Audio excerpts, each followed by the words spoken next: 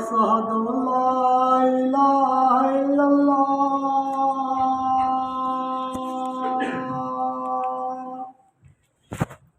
أشهد أن محمدا رسول الله أشهد أن محمدا رسول الله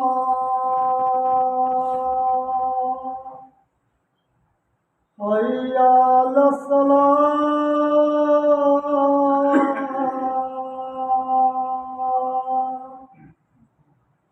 حي على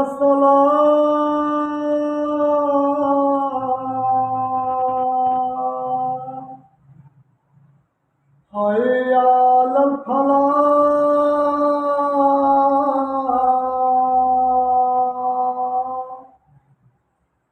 حي على الفلاح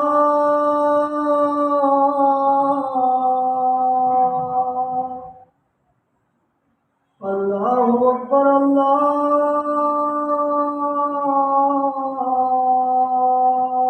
الله أكبر لا إله إلا الله.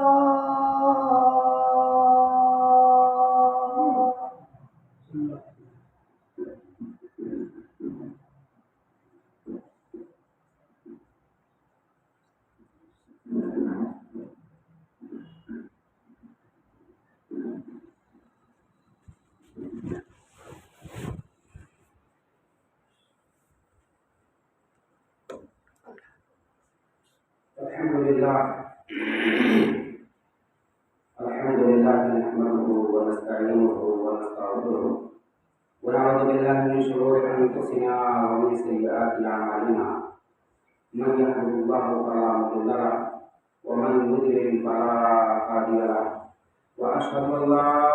اله الا الله وحده لا شريك له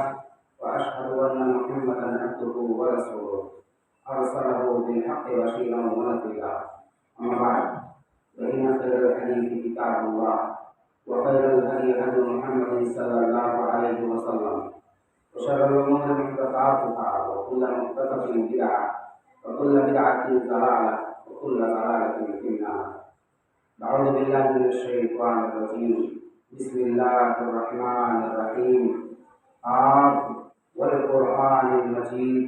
بل عجبوا أن جاءهم منذر منهم فقال الكافرون هذا شيء عجيب أإذا متنا وكنا ترابا ذلك رجع بعيد قد علمنا ما تنقص الأرض منهم وعندنا كتاب حفيظ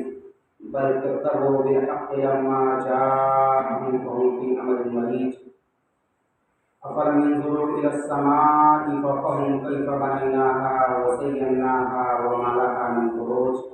والأرض مددناها وألقينا فيها رواسي وأنبتنا فيها من كل زوج بهيج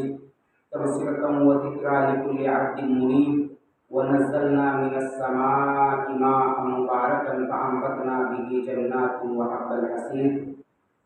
والنخل باسقات لها ظل نضيد رزقا للعباد وأحيينا به بلدة ميتا كذلك الخروج كذبت قبلهم قوم نوح وأصحاب الرس وثمود وعاد وفرعون وإخوان لوط وأصحاب الأيكة وقوم تبع كل كذب الرسل فحق وعيد أفعينا بالخلق الأول بل هم في لبس من خلق جديد. أعوذ بالله من الشيطان الرجيم. بسم الله الرحمن الرحيم. إن الدين عند الله الإسلام. وقال تعالى في موضع آخر ومن يبتغي غير الإسلام دينا فلن يقبل منه. وقال في موضع آخر وما آتاكم الرسول فخذوه وما نهاكم عنه فانتهوا. وقال النبي صلى الله عليه وسلم تركتكم على البيضاء ليلها كنهارها لا يزيغ عنها بعدي إلا هالك. وقال النبي في موضع آخر كل محدثة بدعة وكل بدعة ضلالة وكل ضلالة في النار. عن ثوبان رضي الله تعالى عنه قال قال رسول الله صلى الله عليه وسلم إنما أخاف على أمتي الأئمة المضلين.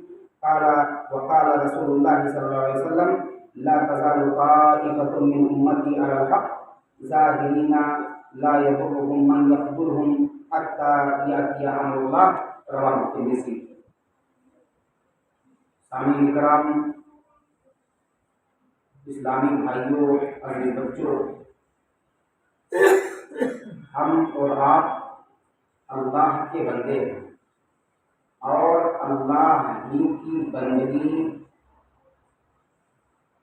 اللہ ہی کی عبادت، اللہ ہی کو خالق کل ہمیں اور آپ کو سمجھنا چاہیے۔ اس کی تعریفات، اس کی توصیفات، اس کی بڑائی، اس کی بزرگی، اس کی کبریائی ہمیں اور آپ کو ہر موڑ پر بیان بھی کرنا چاہیے، اور ہم اور آپ جتنا کچھ اس کی بڑائی کریں وہ کم ہے۔ اللہ کے آخری نبی محمد عربی صلی اللہ علیہ وسلم ہیں، جن پر نبوت و رسالت کا اللہ رب العالمین نے خاتمہ فرمایا۔ درود و سلام وہ اللہ کے آخری نبی، آپ کے آل، آپ کے جملہ اصحاب، آپ کی زوجات اور آپ کی ذریات کے لیے، جن کی بدولت ہمیں اور آپ کو اسلام ملا، اسلام کی شناخت ہوئی، ہم اور آپ خود کو صاحب ایمان اسلام کرتے ہیں۔ سامعین کرام، گزشتہ خطبہ جمعہ کے اندر میں نے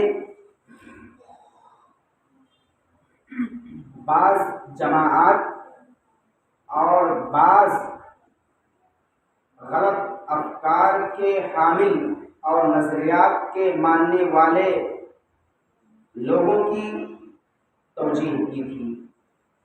اور نظریات اور جماعات کے بیچ میں اسلامی نظریہ کیا ہے، اسلام کا منہج کیا ہے، اللہ رب العالمین نے کن امور کو انجام دینے کی ہمیں اور آپ کو تلقین کی ہے، نبی پاک صلی اللہ علیہ وسلم نے کن باتوں کی جانب ہماری اور آپ کی توجہ فرمائی ہے، صحابہ کرام رضی اللہ تعالی عنہم اجمعین کس دین، کس مسلک، کس منہج کے ماننے والے اور کس کے متبع اور پیروکار تھے، کچھ حد تک میں نے باتیں پیش کی تھی۔ آج کی اس خطبہ جمعہ کے اندر بھی میں باطل نظریات، باطل تحریکات، باطل جماعات کے مابین اہل سنت والجماعت جو حقیقی معنوں میں جماعت اہل حدیث ہیں، ان کا منہج اور مسلک کیا ہے، میں قرآن اور سنت کی روشنی میں واضح کرنے کی کوشش کروں گا، باری تعالیٰ سے اس دعا کے ساتھ کہ اللہ رب العالمین ہمیں کتاب و سنت کی روشنی میں حق اور سچ بات کہنے کی توفیق دے، ساتھ ہی ساتھ ہم لوگوں کو عمل کی توفیق بخشے، آمین۔ اللہ رب العالمین نے ہمیں اور آپ کو پیدا کیا ہے،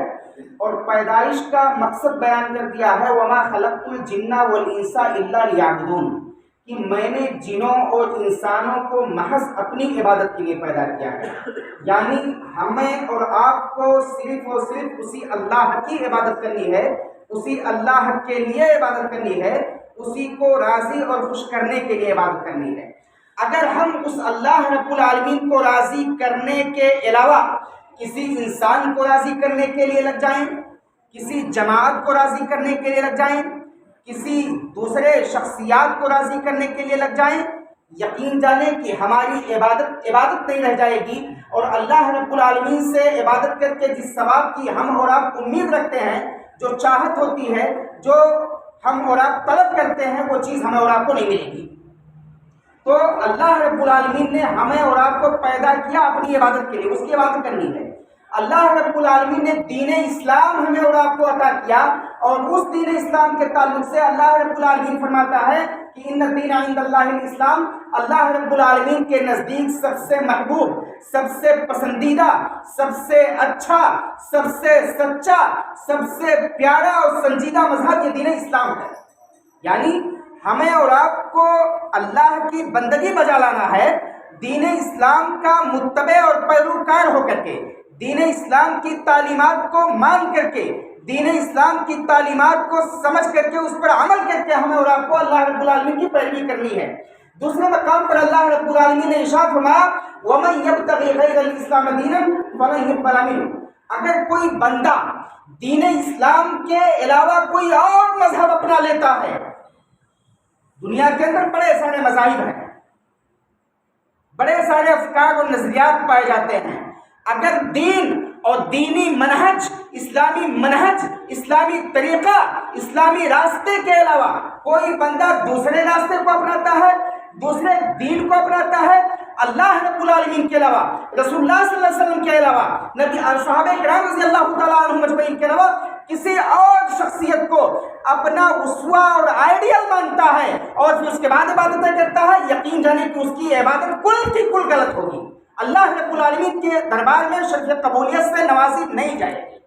کیونکہ اللہ رب العالمین نے واضح طور پر اعلان کر دیا ہے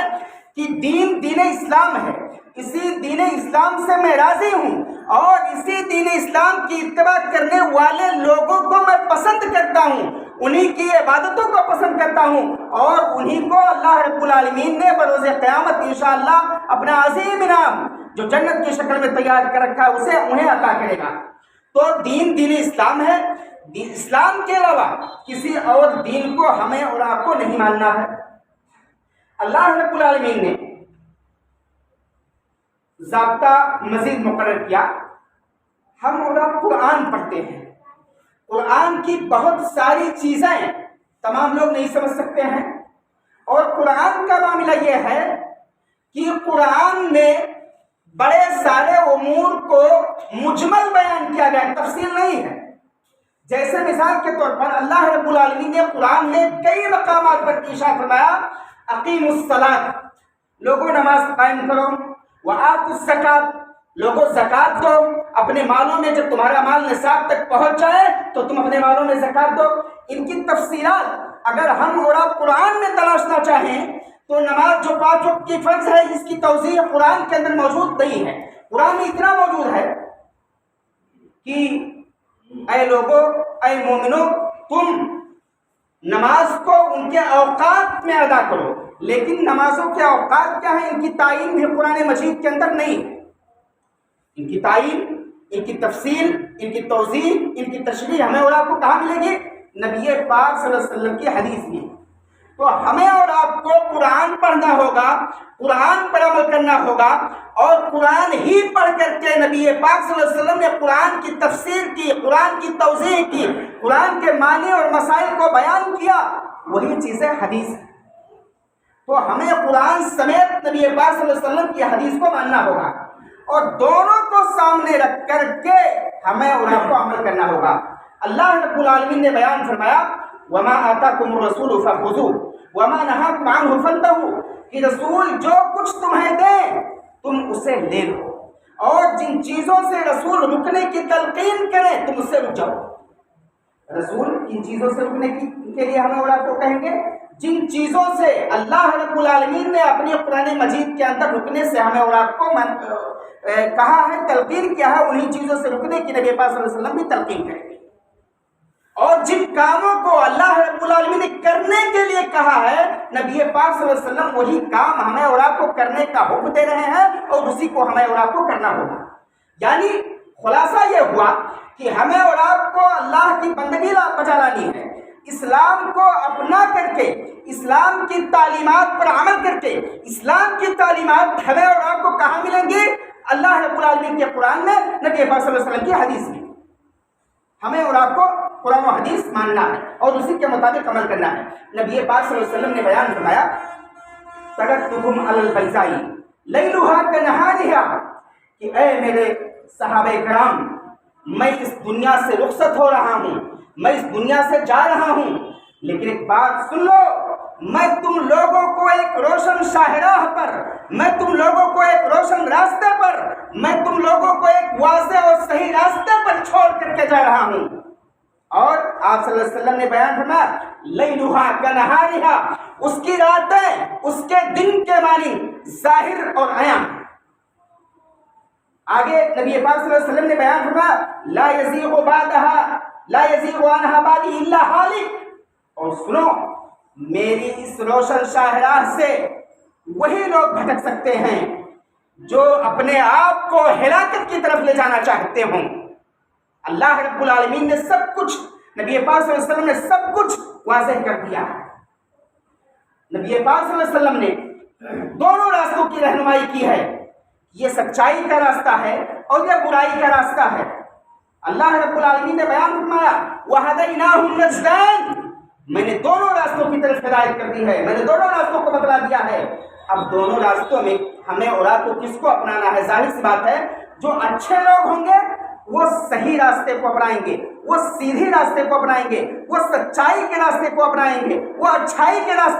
راستے کو اپنائیں گے. لیکن معاشرے کے اندر جو برے لوگ ہوں گے وہ بری باتوں کی طرف مائل ہوں گے، ان کا نفس ان کو کھینچ کر کے برے راستے پر لے جائے گا اور وہ برائی کے خوگر بن جائیں گے. تو ایسی صورتوں میں، ایسے حالات میں ہمیں اور آپ کو اللہ رب العالمین سے اگر غلطیاں ہو جا رہی ہیں تو توبہ کرنا چاہیے، استغفار کرنا چاہیے. اللہ رب العالمین نے بیان فرمایا، نبی پاک صلی اللہ علیہ وسلم نے بیان فرمایا کہ وَخَيْرُ الْخَطَّائِينَ التَّوَّابُونَ، کہ سب سے بہترین خطا کار. دیکھیں یہاں خطا کار کو بہترین کہا جا رہا ہے، لیکن کس حیثیت سے کہا جا رہا ہے؟ التوابون، جو گناہ کرنے کے بعد اللہ رب العالمین کے جناب میں لوٹ کر کے اس سے توبہ نصوح کرتے ہیں، اس کے سامنے اپنے جرائم کو پیش کر کے اس سے منت و سماجت کرتے ہیں کہ اے اللہ رب العالمین مجھ سے غلطی ہو گئی ہے، میں نے غلطی کر ڈالی ہے، تو میری غلطی پر پردہ ڈال دے، میرے گناہوں کو مجھ سے مٹا دے، مجھے گناہوں سے دور کر دے، مجھے اپنے سیدھے راستے کا متبع اور پیروکار بنا دے. اے اللہ رب العالمین میں تیرے جناب میں جو گناہیں کر ڈالی ہیں دوبارہ ان گناہوں کے نہ کرنے کا عزم کرتا ہوں. اے اللہ رب العالمین تو میرے دل کو گناہوں کی جانب سے پھیر کر کے سیدھے اور سچے راستے پر لگا دے. ایک مومن کا طریقہ اور وتیرہ اور شیوا ہونا چاہیے. اسی لیے شریعت میں کہا گیا وَخَيْرُ الْخَطَّائِينَ التَّوَّابُونَ، کہ سب سے بہترین خطا کار وہ لوگ ہیں جو گناہ کرنے کے بعد اللہ رب العالمین کے جناب میں توبہ اور استغفار کرتے ہیں. معاشرے کے اندر بڑی ساری بدعات پائی جاتی ہیں، بڑے سارے خرافات پائے جاتے ہیں. ان بدعات اور خرافات کو ہمیں اور آپ کو کتاب و سنت کی روشنی میں پرکھنا ہوگا، اور جن باتوں کو اللہ اور اس کے رسول نے کرنے کا حکم دیا ہے اسے کرنا ہوگا، اور جن باتوں سے روکا ہے اس سے رک جانا ہوگا. یہ ربیع الاول کا مبارک مہینہ چل رہا ہے، اور اس مہینے کے اندر ہمارے بعض بھائی وہ لوگ بھی اپنے آپ کو مسلمان کہتے ہیں، حتیٰ کہ وہ اپنے آپ کو اہل سنت والجماعت کہتے ہیں. حقیقی معنوں میں اہل سنت والجماعت کا یہ لفظ ان پر منطبق نہیں ہوتا، ان کے لیے صحیح اور درست نہیں ہوتا ہے، کیونکہ اہل سنت کا مطلب یہ ہے کہ جو نبی پاک صلی اللہ علیہ وسلم کی تعلیمات کو مانے اور اس کے مطابق عمل کرے. اور جماعت کا مطلب یہ ہوتا ہے کہ نبی پاک صلی اللہ علیہ وسلم اور آپ صلی اللہ علیہ وسلم کے صحابہ کرام رضی اللہ تعالیٰ عنہم اجمعین کو مانے اور ان کے مطابق، ان کے فرمودات کے مطابق عمل کرے. اہل سنت والجماعت کا معاملہ یہ ہے، جو اپنے آپ کو کہتے ہیں، حالانکہ یہ کہنا درست نہیں ہے، اہل سنت والجماعت کے حقیقی مصداق اہل الحدیث ہیں. حقیقی معنوں میں اہل الحدیث اپنے آپ کو اہل سنت والجماعت کہہ سکتے ہیں، لیکن اچھے لوگوں کو ہر محاذ پر تھکایا جاتا ہے، ہر محاذ پر پریشان کیا جاتا ہے، اور ہم کو پریشان کرنے کے لیے ہمارے لقب کو، ہمارے ناموں کو لوگوں نے چھین لیا. ایسے ہی ہم پر وہابی ہونے کا بھی ایک الزام لگایا جاتا ہے. حقیقتاً ہم اور آپ وہابی نہیں ہیں، اور جو لوگ یہ الزام لگاتے ہیں وہابی ہونے کا وہ اپنے قول میں سچے نہیں ہیں. کیونکہ محمد بن عبد الوہاب رحمۃ اللہ علیہ کا معاملہ یہ تھا کہ جب مشرکین جب سعودیہ کے اندر بدعت و خرافات بہت زیادہ عام ہو گئی تو انہوں نے اسلام کو عام کرنا شروع کیا. اللہ رب العالمین نے انہیں توفیق دی اور شرک کے گڑھوں کو انہوں نے ختم کیا. تو یہ جو تحریک چلائے تھے محمد چلائے تھے، نہ ان کے باپ عبد الوہاب چلائے تھے. تو ظاہر سی بات ہے ہمیں اور آپ کو وہ لوگ محمدی کہتے جو وہابی ہونے کا اعتراض کرتے ہیں، ہمارے اوپر الزام لگاتے ہیں، شبہ کرتے ہیں. ہونا تو یہ چاہیے تھا کہ ہمیں اور آپ کو محمدی کہتے، کیونکہ محمد کی تحریک سے ہم اور آپ لوگوں نے بہت ساری چیزوں کو اپنے آپ سے دور کیا ہے، بڑے سارے باطل عقائد کو، بڑے سارے نظریات کو، غلط نظریات کو اپنے آپ سے دور کیا ہے. تو محمدی کہنا چاہیے، لیکن ان لوگوں نے یہ سوچا کہ محمدی کہنے سے بہت سارے لوگ یہ سمجھ سکتے ہیں کہ یہ محمد صلی اللہ علیہ وسلم کے پیروکار ہیں، اس لیے ہمیں اور آپ کو محمدی نہ کہہ کر کے وہابی کہا گیا، ان کے باپ کی طرف ہماری اور آپ کی نسبت جوڑ دی گئی، حالانکہ یہ جوڑنا بھی غلط ہے۔ اہل سنت والجماعت کے حقیقی مصداق ہم اور آپ، کیونکہ آپ جو اپنے آپ کو اہل سنت والجماعت کہتے ہیں، ان کے اندر بڑی ساری بدعات اور بڑے سارے خرافات پائے جاتے ہیں، بڑے سارے شرکیہ امور پائے جاتے ہیں، جبکہ ایک مومن جو اللہ کی عبادت کرتا ہے، اس اللہ کی عبادت کرنے میں اس کو اس حد تک سچا ہونا چاہیے کہ اللہ کے علاوہ اس دھرتی پر جس کی بھی عبادت ہو رہی ہے، ایک بندہ اس کو غلط سمجھے اور غیر اللہ، اللہ کے علاوہ جن کی لوگ عبادت کر رہے ہیں ان لوگوں کو بھی غلط سمجھے، تب وہ حقیقی معنوں میں سچا مومن اور مسلم ہو سکتا ہے۔ بصورت دیگر اس کا ایمان کمزور تسلیم کیا جائے گا اور وہ اللہ کے ساتھ دیگر رب کے ہونے کے، ان کے وجود کو تسلیم کرنے والا مانا جائے گا۔ تو آج جو لوگ اپنے آپ کو اہل سنت والجماعت کہتے ہیں، ان کی عبادت کا بھی معاملہ یہ ہوتا ہے کہ نبی پاک صلی اللہ علیہ وسلم نے جو ضابطہ مقرر کیا ہے عبادت کرنے کا، ان ضوابط کے خلاف ہوتا ہے۔ ایسے ہی اللہ رب العالمین کی جو دیگر عبادتیں کرتے ہیں، اس میں وہ لوگ غیر اللہ کو بھی شریک و ساتھی ٹھہراتے ہیں، کیونکہ اللہ رب العالمین نے واضح طور پر اعلان کر دیا ہے وَلَمْ يَكُنْ لَهُ كُفُوًا أَحَدٌ، اللہ ایک ہے،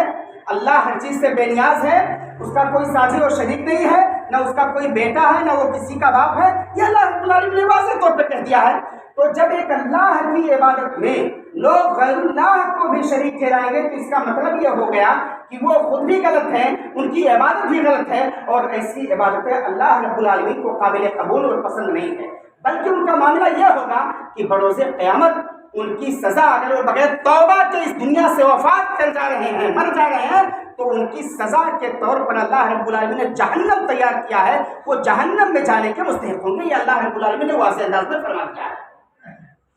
نبی پاک صلی اللہ علیہ وسلم نے فرمایا کل محدثۃ بدعۃ وکل بدعۃ ضلالہ وکل ضلالۃ فی النار، کہ دین کے اندر عبادت کے نام پر جو بھی عبادتیں گڑھی جا رہی ہیں، اگر ان کا ثبوت کتاب اللہ رب العالمین کے قرآن مجید اور نبی پاک صلی اللہ علیہ وسلم کی سنت میں نہیں پایا جاتا ہے تو وہ بدعت ہے، وکل بدعۃ ضلالہ، اور ہر بدعت یہ گمراہی ہے، انسان کو یہ بدعت شیطان کے راستے پر چلائے گی، وَكُلُّ ضَلَالَةٍ فِي النَّارِ، اور ہر بدعتی اس کا ٹھکانہ یہ جہنم ہوگا۔ ہمیں اور آپ کو بچنا چاہیے، اپنے ایمان کا محاسبہ کرنا چاہیے،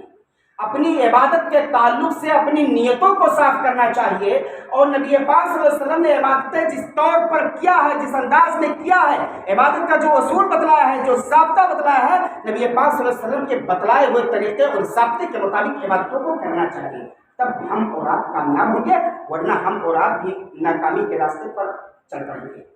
صوبان رضی اللہ تعالیٰ عنہ کی ایک حدیث ہے، کہتے ہیں رسول اللہ صلی اللہ علیہ وسلم نے فرمایا انما اخاف علی امتی الائمۃ المضلین، میں اپنی امت کے ان لوگوں سے ڈرتا ہوں جن لوگوں کے درمیان بڑے بڑے علماء پیدا ہوں گے، وہ اپنے آپ کو پیشوا سمجھیں گے اور لوگ بھی ان کو اپنا پیشوا بنائیں گے، جبکہ ان کا معاملہ کیا ہوگا کہ وہ سیدھے راستے سے بھٹکے ہوں گے، اپنے آپ کو امام کہیں گے لیکن امام بذات خود سیدھے راستے سے بھٹکا ہوا ہوگا۔ راوی کہتے ہیں کہ رسول اللہ صلی اللہ علیہ وسلم نے آگے فرمایا کہ لا تزال طائفۃ من امتی علی الحق ظاہرین لا یضرهم من یخذلهم حتی یأتی امر اللہ۔ سنو میرے صحابہ کرام، تم جان لو کہ میری امت میں سے جماعت برابر یہ دین حق پر قائم اور دائم رہے گی، ہمیشہ وہ حق کا دامن پکڑے رہے گی، کبھی وہ حق سے گمراہ نہیں ہوگی، کبھی ادھر ادھر نہیں جائے گی، کبھی بھٹکے گی نہیں۔ لا یضرهم من یخذلهم، اور گمراہ کرنے والے ان کے عقائد کو نہیں بدل سکتے ہیں، ان کے نظریات کو نہیں بدل سکتے ہیں، ان کے افکار کو نہیں بدل سکتے ہیں، بلکہ ان کا معاملہ کیا ہوگا کہ جب تک اللہ رب العالمین کا معاملہ جب ان کے سامنے واضح طور پر آئے گا تو وہ اپنی باتوں کو ان کے سامنے پیش کریں گے کہ ٹھیک ہے تم ہماری دعوت دے رہے ہو، تم ہمیں اسلام سے بھٹکانے کی کوشش کر رہے ہو، دیکھیے دین اسلام کی تعلیمات یہ ہے، اللہ رب العالمین یہ کہتا ہے، نبی پاک صلی اللہ علیہ وسلم کی تعلیمات یہ ہے۔ آج کے دور میں بھی بڑے سارے غلط افکار کے حامل لوگ اس دھرتی پر پائے جا رہے ہیں، بڑی ساری غلط جماعتیں پائی جا رہی ہیں جو دین اسلام پر چلنے کو اپنے آپ کے تعلق سے باور کراتی ہیں، لوگوں کو باور کراتی ہیں کہ ہم ہی صحیح اسلام کو فالو کرنے والے ہیں، جبکہ وہ اپنا نام اسلامی رکھتی ہیں، بعض کام ان کے اسلامی ہوتے ہیں، ان کا اسلامی نام ہوتا ہے، بعض اسلامی افکار کو بھی وہ اپناتے ہیں، لیکن حقیقی معنوں میں وہ صحیح اسلام کو فالو کرنے والے نہیں ہوتے ہیں۔ جیسے کہ میں نے بتلایا کہ ابھی یہ ربیع الاول کا مہینہ چل رہا ہے اور اسی مہینے کے اندر ایک عظیم بدعت جو معاشرے کے اندر رائج ہے اور جس کو ہمارے اہل سنت والجماعت کہنے والے بھائی بڑے دھوم سے مناتے ہیں، عید میلاد النبی صلی اللہ علیہ وسلم بڑے دھوم سے مناتے ہیں، بہت دھوم سے مناتے ہیں۔ قرآن میں اس کا کہیں حکم وارد ہے؟ نبی پاک صلی اللہ علیہ وسلم نے اپنی پوری زندگی میں کبھی اپنا میلاد منایا ہے؟ نبی پاک صلی اللہ علیہ وسلم کے صحابہ کرام نے آپ کی وفات کے بعد کبھی آپ کا میلاد منایا ہے؟ آپ کی چہیتی بیویوں نے آپ کی وفات کے بعد کبھی عید میلاد منایا ہے؟ تابعین نے کبھی عید میلاد منایا ہے؟ ان سارے سوالوں کا جواب ہمیں قرآن اور سنت کی روشنی میں تلاشنا ہے۔ قرآن خاموش ہے، نبی پاک صلی اللہ علیہ وسلم کی حدیثیں دیکھتے ہیں، نبی پاک صلی اللہ علیہ وسلم پوری زندگی کبھی اپنا میلاد نہیں منائے اور نہ ہی اپنا میلاد منانے کے لیے اپنے صحابہ کرام کو حکم دیے ہیں۔ حتیٰ کہ نبی پاک صلی اللہ علیہ وسلم کا معاملہ یہ ہے کہ آپ کی زندگی میں آپ کی 3 صاحبزادیاں، 3 چہیتی بیٹیاں زینب، رقیہ، ام کلثوم کی وفات آپ کی زندگی میں ہو رہی ہے۔ نبی پاک صلی اللہ علیہ وسلم نے اپنی چہیتی بیٹیوں کا میلاد کبھی نہیں منایا۔ نبی پاک صلی اللہ علیہ وسلم کی بعض بیویوں کی وفات نبی پاک صلی اللہ علیہ وسلم کی زندگی میں ہو رہی ہے، کبھی نہیں منایا۔ بعض صحابہ کرام کی وفات نبی پاک صلی اللہ علیہ وسلم کی زندگی میں ہو رہی ہے، کبھی کوئی عید میلاد نہیں، کبھی کوئی عید میلاد صحابہ نہیں، کچھ نہیں۔ حتیٰ کہ نبی پاک صلی اللہ علیہ وسلم اور آپ کے صحابہ کرام رضی اللہ تعالیٰ عنہم اجمعین، تابعین کبھی نہ منائے اور نہ عید میلاد النبی منانے کا اور یا کسی عظیم شخصیت کی میلاد کو منانے کا کبھی کوئی نہیں۔ آج نبی پاک صلی اللہ علیہ وسلم کی محبت کا دم بھر کر کے کہ ہم اور آپ نبی پاک صلی اللہ علیہ وسلم سے جی توڑ محبت کرتے ہیں اور ایسی محبت کرتے ہیں جو محبت ہمارے علاوہ کوئی دوسری جماعت نہیں کرتی ہے۔ حقیقتاً ان کی یہ محبت پرانی تعلیمات اور نبی پاک صلی اللہ علیہ وسلم کی سنت، صحابہ کرام رضی اللہ تعالیٰ عنہم اجمعین کے طور طریقے کے بالکل خلاف ہے۔ نبی پاک صلی اللہ علیہ وسلم نے فرمایا کہ جو مجھ سے محبت کرنا چاہتا ہے تو محبت کا مطلب یہ ہے کہ میں نے جن کاموں کے کرنے کا حکم دیا ہے اور جن کاموں کو کیا ہے صرف وہی کرے، اس سے زیادہ وہ محبت کے نام پر اضافہ نہیں کر سکتے۔ اور یہ عید میلاد النبی یہ 7ویں صدی ہجری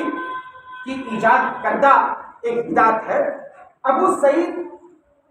کوکبوری موصل ایک جگہ ہے، وہاں کا یہ بادشاہ تھا اور اس کا معاملہ یہ تھا کہ یہ عید میلاد النبی مناتا تھا، لوگوں کو منانے کا حکم دیتا تھا کیونکہ یہ بادشاہ تھا،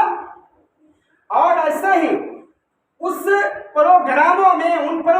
میں ان نشستوں میں ان اجلاسوں میں یہ بڑے سارے پیسے خرچ کرتا تھا۔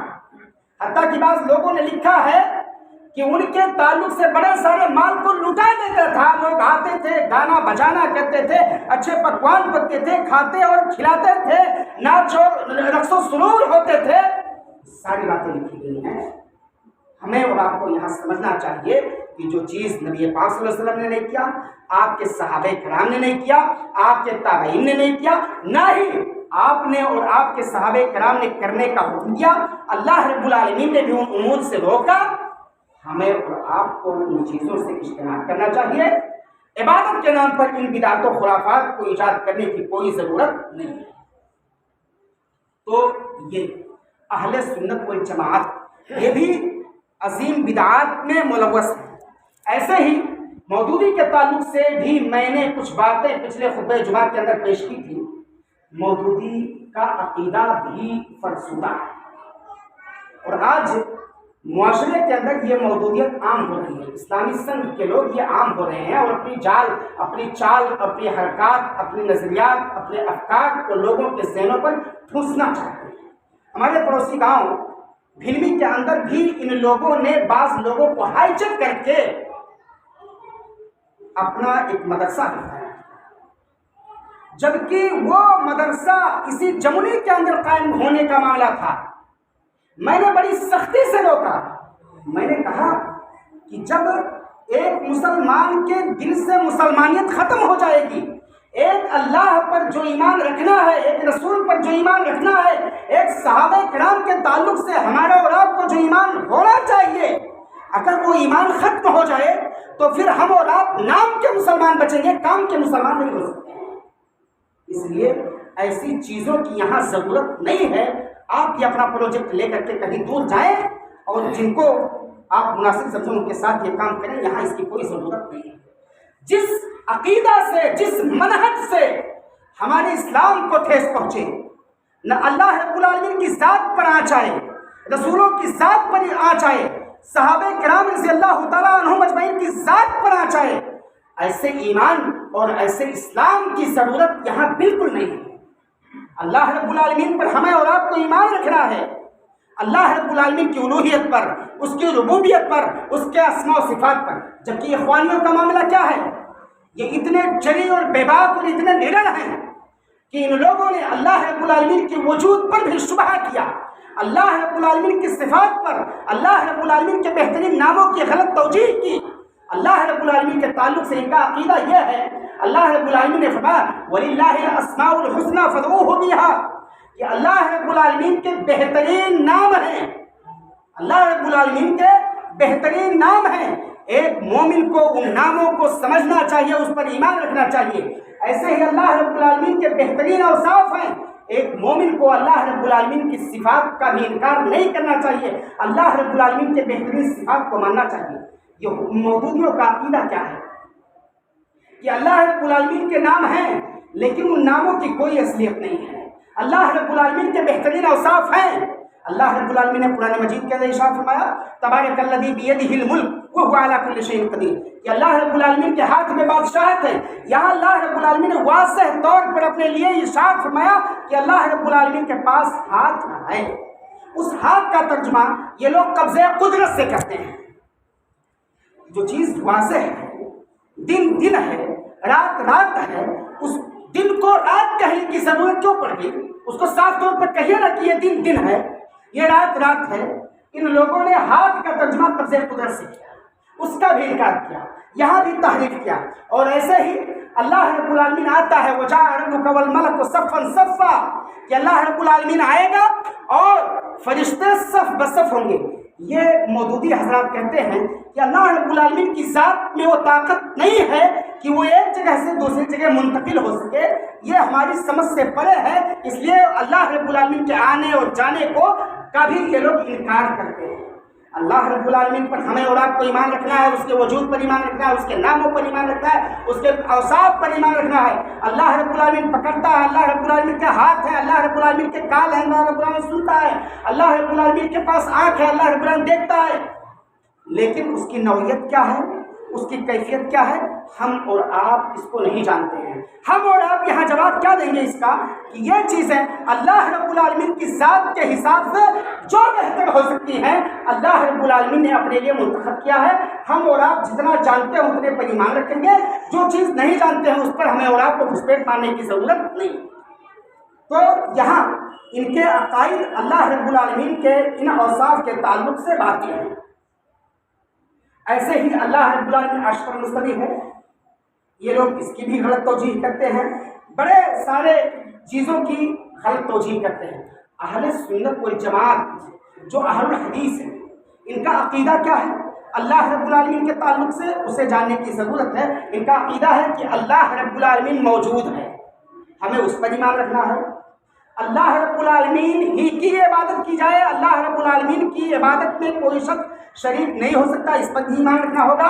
اللہ رب العالمین کے بہترین نام ہیں، اللہ رب العالمین کے بہترین اوصاف ہیں، ہمیں اور آپ کو اس پر بھی ایمان رکھنا ہوگا۔ اللہ رب العالمین کے نام اور اوصاف میں کوئی دوسری شخصیت، کوئی دوسری ذات کسی بھی طرح سے شریک نہیں ہو سکتی ہے۔ دوسرے لوگوں پر ایک انسان کے پاس بھی ہاتھ ہے، ایک انسان بھی پکڑتا ہے، ایک انسان بھی دیکھتا ہے، ایک انسان بھی سنتا ہے، لیکن اللہ رب العالمین کے مثل نہیں سنتا ہے، اللہ رب العالمین کے مثل نہیں پکڑتا ہے، اللہ رب العالمین کے مشابہ نہیں ہے۔ یہاں ہمیں اور آپ کو یہ جواب دینا ہوگا۔ رسول کے تعلق سے، رسولوں کے تعلق سے کہ تمام رسولوں کو اللہ رب العالمین نے بھیجا،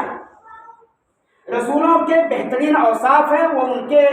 ان اوصاف کے حامل ہیں، ہمیں ان پر بھی ایمان رکھنا ہوگا۔ تمام رسول یہ صادق ہیں، سچے ہیں، ان کی حقانیت اور صداقت پر بھی ایمان رکھنا ہوگا۔ تمام رسولوں کے نام ہیں، اللہ رب العالمین نے ان ناموں کی نشاندہی کی ہے، ہمیں اور آپ کو ان کو ماننا ہوگا، اس پر ایمان رکھنا ہوگا۔ اور جن رسولوں کے تعلق سے ہمیں اور آپ کو نہیں معلوم ہے، کیونکہ رسولوں کی تعداد کتنا اللہ رب العالمین نے بھیجا ہے، اس حقیقی تعداد کا علم نہ کتاب اللہ قرآن مجید میں ہے، نہ نبی پاک صلی اللہ علیہ وسلم کی سنت میں ہے۔ تو ہمیں اور آپ کو ماننا ہوگا کہ اللہ رب العالمین نے ہر امت میں رسول بھیجا، لیکن ہمیں بعض کے نام معلوم ہیں، ہم ان پر ان کے نام کے ساتھ ایمان رکھ رہے ہیں، بعض کے نام ہمیں اور آپ کو نہیں معلوم ہیں۔ قرآن کی روشنی میں اللہ رب العالمین نے ان پر بھی ایمان رکھنے کی تلقین کی ہے۔ وَلَقَدْ بَعَثْنَا فِي كُلِّ أُمَّةٍ رَسُولًا أَنِ اعْبُدُوا اللَّهَ وَاجْتَنِبُوا الطَّاغُوتَ۔ اللہ رب العالمین نے فرمایا کہ ہم نے ہر امت میں ایک رسول بھیجا ہے۔ اللہ رب العالمین نے رسول بھیجا، گرچہ ہمیں ان کا نام معلوم نہیں ہے تو ہمیں ان پر بھی اجمالی طور پر ایمان رکھنا ہوگا۔ اللہ رب العالمین کی کتابوں کے تعلق سے بھی ہمیں اور آپ کو ایمان رکھنا ہوگا کہ اللہ رب العالمین کی تمام کتابیں منزل من اللہ ہیں، اللہ رب العالمین نے نازل کیا تھا، لیکن ان میں سے بعض کا معاملہ یہ ہے کہ بعض کو اللہ لوگوں نے اس میں خرد برد کر دیا، اس کی حفاظت و صیانت کی ذمہ داری اللہ رب العالمین نے نہیں لی تھی۔ قرآن پر ہمیں تفصیلی ایمان رکھنا ہوگا کہ یہ قرآن لا ریب فیہ، اس کے اندر کسی بھی طرح کا کوئی شبہ اور شکوک کی گنجائش نہیں ہے، اس کے تمام الفاظ سچے ہیں، اس کی تمام باتیں سچی ہیں، یعنی ہمیں اس قرآن پر تفصیلی ایمان رکھنا ہوگا۔ اور یہاں یہ بھی ایمان رکھنا ہوگا کہ اگر لوگ اس قرآن کو جلانے کے وقت پہ آ جائیں، اس ہستی سے مٹانے کے وقت پر آ جائیں، تو اللہ رب العالمین نے صاف اعلان کیا ہے کہ اِنَّا نَحْنُ نَزَّلْنَا الذِّكْرَ وَإِنَّا لَهُ لَحَافِظُونَ، کہ ہم نے اس قرآن کو نازل کیا ہے اور ہم اس قرآن کے محافظ ہیں۔ اللہ رب العالمین اس قرآن کی حفاظت کرے گا، لوگ مٹانا چاہیں گے تو نہیں مٹا سکیں گے۔ ایسے ہی قرآن کی جملہ تعلیمات درست ہے، ہمیں قرآن کی تعلیمات پر عمل کرنا ہوگا، اور قرآن کے علاوہ دیگر آسمانی کتاب، چاہے وہ توریت ہوں، چاہے وہ زبور ہوں، چاہے انجیل ہوں، چاہے بائبل ہوں، یا صحف ابراہیم ہوں، چاہے صحف موسیٰ ہوں وغیرہ، اگر وہ کتابیں ملتی ہیں اور ان کی تعلیمات ہمیں اور آپ، ہمارے اور آپ کے سامنے پڑھ کر کے سنایا جاتا ہے، اگر ان کی تعلیمات، ان کتابوں کی تعلیمات اور قرآن کی تعلیمات میں تصادم ہو، یعنی قرآنی تعلیمات ان مسائل میں کچھ اور کہہ رہی ہو، تو ہمیں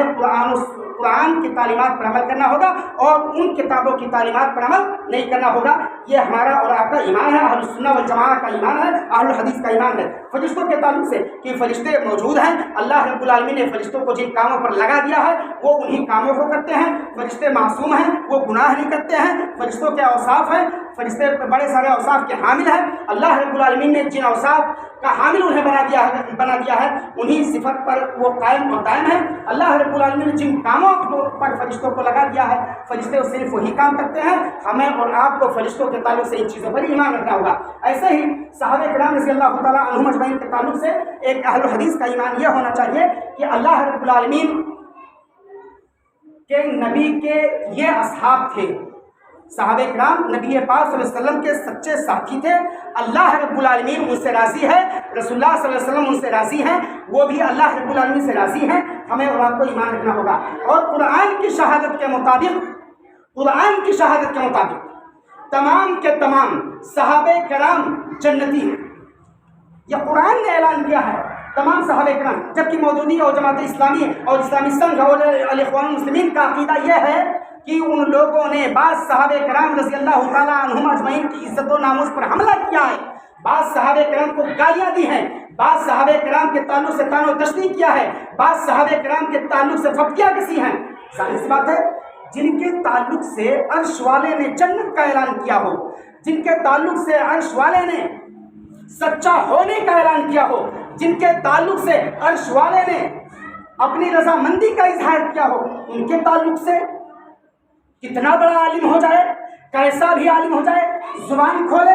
اس کی حماقت اور اس کی جاہلانہ معاملے کے تعلق سے کوئی بڑا مسئلہ نہیں ہو سکتا ہے، بلکہ اس کو اس دھرتی کا سب سے بڑا جاہل کہا جا سکتا ہے، عالم نہیں کہا جا سکتا ہے۔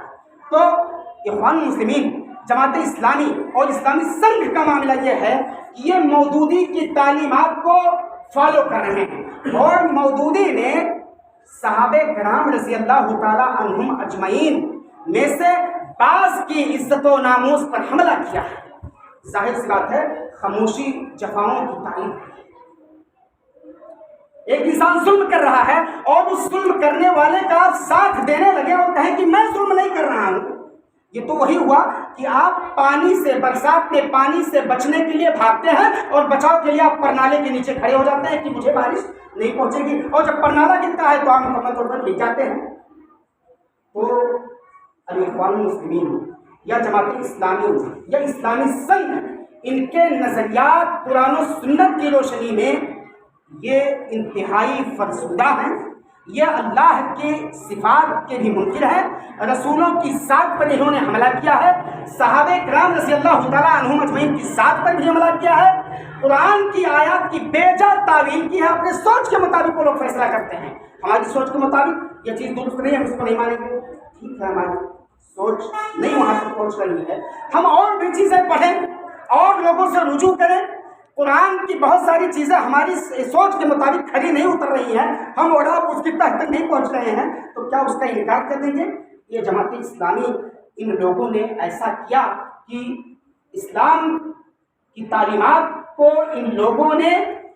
فرسودہ سمجھا اور اسلام کی تعلیمات کا ان لوگوں نے مذاق اڑایا، اور انہی صحابہ کرام رضی اللہ تعالیٰ عنہم اجمعین کی ذات پر حملہ کیا جن کے تعلق سے تمام لوگ کہتے ہیں کہ الصحابہ کلہم عدول، تمام صحابہ کرام رضی اللہ تعالیٰ عنہم اجمعین یہ عادل ہیں، یہ عدل و انصاف کے خوگر ہیں، یہ ظالم نہیں ہیں، یہ ظلم کے قریب نہیں جا سکتے ہیں، اور جن کے درمیان اگر کچھ تسامحات ہوئی ہیں تو اس پر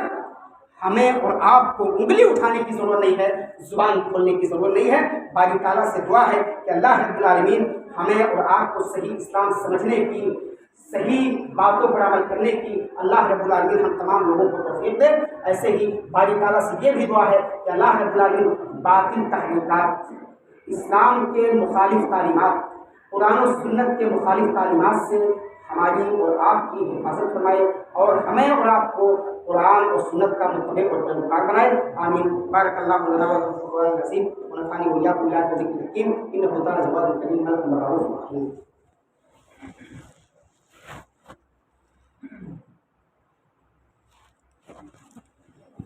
عن المنکر۔